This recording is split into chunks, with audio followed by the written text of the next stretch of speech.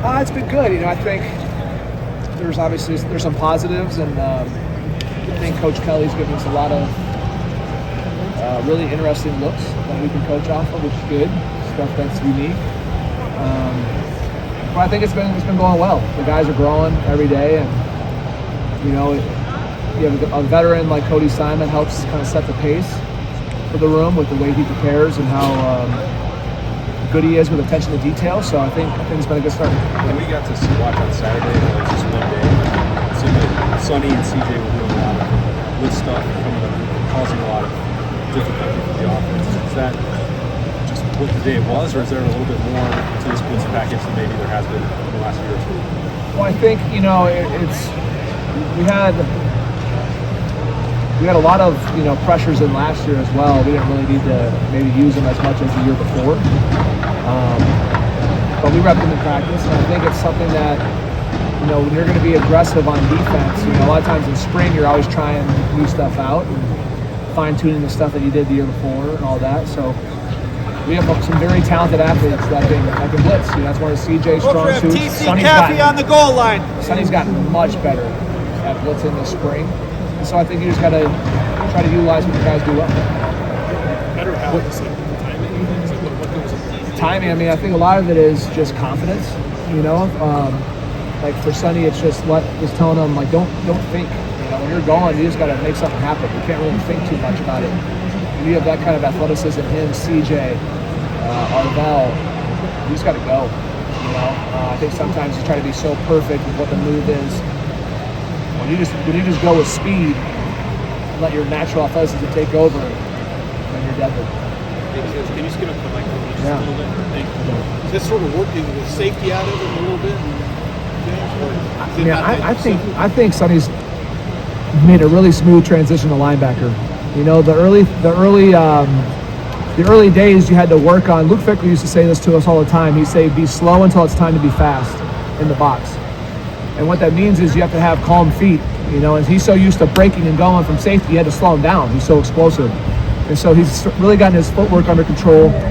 It's a never-ending process, but for a guy that played, and look, I think playing at safety, seeing the game from that perspective, now moving up, he has a good idea of the whole scheme and how everything kind of works together. So it's been a really smooth transition for Sonny. How much better do you feel about CJ Hicks now, more than halfway through this spring, than maybe you did a month ago? I mean, what has he shown you? Do you see stuff there that's going to translate into playing more than fall? I think so. I think CJ Hicks has done a phenomenal job. You got to keep pressing him and making sure that he's really tapping into everything that he can offer. I think CJ sees the opportunity, and he's certainly making a case to get on the field this fall. So I think it's been a really good spring for CJ. There's just always, whenever you have a good day, you got to follow it up by another good day, and kind of stack days. And I think that's what a pro does. You know what I mean? Like there's always, if you want to be a pro, you got to keep stacking them. That's the expectation. And I think, he's had some really good days, and then he's had some days where you're trying to push him a little bit. But I think CJ, where he is now compared to where he was last fall, is he's a lot better football player. We've heard a lot of good things about a lot of individuals from your room so far this year, going down to Gabe Powers, Arvell Reese. Are you envisioning right now that you want this to be a 4, 5, 6-person operation when we get to the fall? Yeah, well, I think Coach Day's talked about it a lot, right? It's going to be a long season. And so I think we need to have – I've always been of the opinion, if you have 2 guys, you have 2 guys, and you ride with them, right? If you have 6, you have 6, and that's a blessing. So I'd say right now we're probably at 5 that I would feel confident rotating out there on the field. And look, I'm old school, right? So I come from the era, I used to yell at Luke Fickell when he would take me out. Oh, I'd get so mad. It'd be 42 whatever against Youngstown State, and I'd be so upset coming out of the game. But seeing how violent this game is from this perspective, now you have to say, hey, okay, not only within games can we keep guys fresh, right? But can we do that so that when you get to the last few games of the season that are the big ones, right, the ones that you're judged off of, when you get to the game, are we healthier? And I think it's kind of a both and, right? So I feel confident with 5 guys, and that's going to be week to week.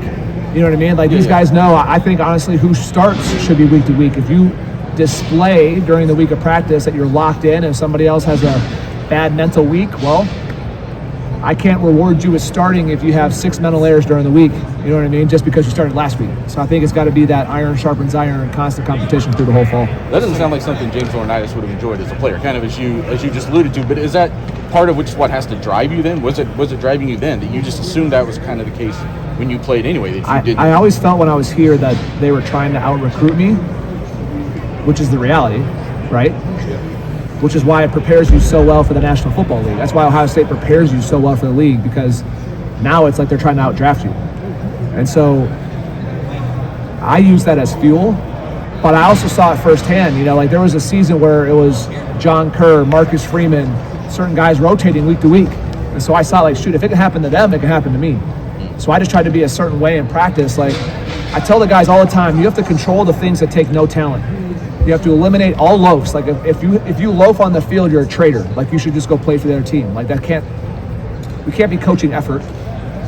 And then you can't have mental errors. Because if you have a mental error, then you can't trust you. So those were the two things that I always as a player was like, all right, you're not going to catch me loafing, and you're definitely not going to catch me not knowing what I'm supposed to do. I might get beat, and that's inevitable. It's football. Everyone's on scholarship, right? But those two things you can control every single day.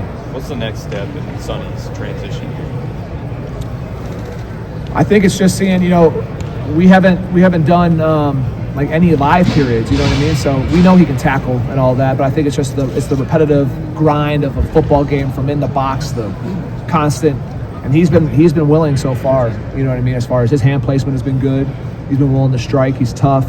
So it's just continuing to have him challenged to, there's plays right now where he's seeing it for the first time from a Will backer.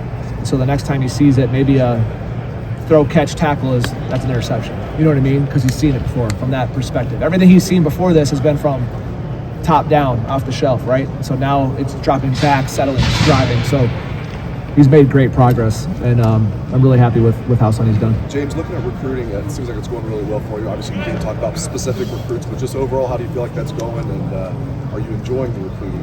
I am enjoying it. I think it's fun to build relationships and get to know so many different types of kids, you know. Ohio State presents opportunity, right, in so many different ways. You're not going to get developed better anywhere else in the country. We have the largest fan base, the largest alumni. I mean, it's just opportunity everywhere, right? So you try to just explain your passion for the school that did so much for you, you know, especially being an out-of-state kid, not being from Ohio, and then realizing how much Ohio State changed my life. And so now you communicate that to other young kids who kind of see it, and you try to tell them the vision, like where you can get to. And I think the fun thing for me is that most of the kids I'm recruiting are way more athletic than I ever was. And so it's like, I tell them, if I can, the only way I survived in the NFL 8 years was the fact that I had football intelligence. Like I knew where I was going. You know what I mean? I knew where I was fitting. And so if I can impart that information on kids who are extremely athletic, well, now you got something special. You know what I mean? How much are you guys as a staff already talking about a long season and the need to play more guys? Well, I think, you're going to have depth, because that's just the reality, right? It's a longer season. There's more games. And there's no excuse at a place like here. Like if I'm playing with maybe a guy who was third or fourth, it doesn't matter. You know, like you got to be ready to go. So I think depth is crucial at all of our positions, because injuries are going to happen. They're just part of football. You know, you never want to wish it upon anyone, and you're certainly not. But it's just, you can't be naive to think that you're just going to have every single starter healthy for the whole season. You talked about your mentality as a player, and then you're recruiting different players than you were. How do you marry that when they may not have the same mentality that you needed, but you want them to have it? Well, you figure that out when you get to know them. And there are certainly some kids that you start to recruit to where you see, like, you know what, Ohio State might be too big. It might be too big for them. You know what I mean? And so it's not for everybody. You have to want to come in and compete against the best and realize that you have to win every single game and be the best in the world at what you do. That's the expectations at Ohio State. And that's certainly not for everyone, and that's okay. But you have to, through the process, kind of find out who has that mentality, who really craves football, You know, like who craves football versus a lot of the other fluff that kind of comes with it? Who craves ball? Because if they crave football, then the other stuff will take care of itself, right? And we'll just keep getting better and better and better if they want to be the best. You notice that during recruiting? 2 more questions for James. Yeah, I think that's your job as a recruiter is you got to figure out what's the mindset of the kid and are they serious about football? And you have to talk to the people that are around them, and you got to figure out, talk to coaches. You just got to try to figure out like who loves ball. And the NFL, they do the same thing, right? Now they're just handing you massive amounts of money, and they're saying, okay, if we're gonna give this person money, does it change their motivation, or they still love ball? So now, I mean, in college, it's the same thing. Like who actually wants to be the best, or who's just likes the attention that comes with playing football? James, I apologize if you already talked about it, but can you detail a little bit of the elevation for Marvell from end of last season? Obviously, missed some time last year with the injury, but where he's at now versus the expectation that you had coming in this spring? Arvell's, shown a lot of progress. You know, most importantly, mentally with the playbook and everything. I think Arvell last year there was a couple things, right? Because of injuries on the D line in camp. You know, he moved to end for a little bit, and then we brought him off the ball, and then he had an injury and he kind of missed some time. He wasn't an early mid-year, so he comes in right in the summer, and so he misses some reps there. So to see where he's at right now is extremely impressive. And for a guy of that size and that much power and his ability to run, he's a special athlete. And so Arvell's had a good spring. He's got to continue to dive into the playbook and got to continue to learn all the little things. And as you go, right, like week 1, week 2, you start seeing new schemes, things build, and it becomes kind of a lot. He's just got to continue to comb through it all because athletically, he's one of the most gifted guys that we have in the room. I know, NIL is probably the biggest reason, but what has changed since the time that you've been recruited to now that you're recruiting? Like, are there fundamental differences that you've noticed when you're on the trail? No, I think it still comes down for the most part. Like NIL is certainly an aspect for some. For some, it's going to be the most important thing. It's always a factor. But I think you still just need to find out who are the kids that love football and they want to be developed. And it's about the relationship to an extent. Like a relationship gets you to the final stretch. For some kids, NIL might be the thing that pushes them over the top. I don't know. Like every kid is so different, right? I try to view it as you're just building relationships, and are you going to get a young man to trust you to develop them into not only the player that they want to be, but the person that they want to be in the future? And can you convince mom and dad that you're the right person to do that? You know what I mean? So I think one of the things that is helpful is my playing experience. I think, when you've played and you've done it and the drills that you're doing, you know that they work. You're not going to waste your time on stuff that doesn't work.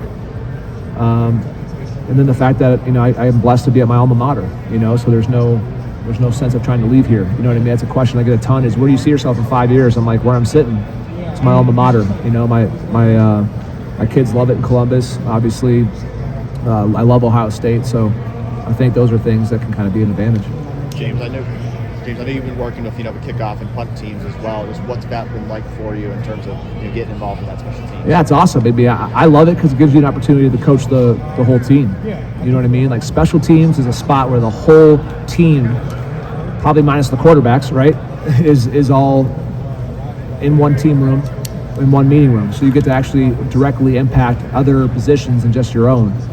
And I think it also gives a little bit of urgency to your own room. Like when you're in there every single time, you better be making an impact on punt. If you're a linebacker, you better be making an impact on kick return or on kickoff return, punt return, all those things. You better be making an impact, right? Because your coach is in there all the time. So it's been nice, and there's a lot of stuff that I think our coaches have done to kind of push that sense of team when you're in special teams. That every position matters. I'm curious, as someone who's been in the NFL, what do you think what the NFL is doing at the kickoffs now, and do you think that's something that could be good for college? The thing that stinks is it takes away like the surprise onside. You know what I mean? But all these rules are changing so much for the safety of the game, and I think it's only a matter of time before it trickles down. It seems like everything trickles down. So we'll see. As of right now, we'll keep things going the way they are. All right, James, thank you.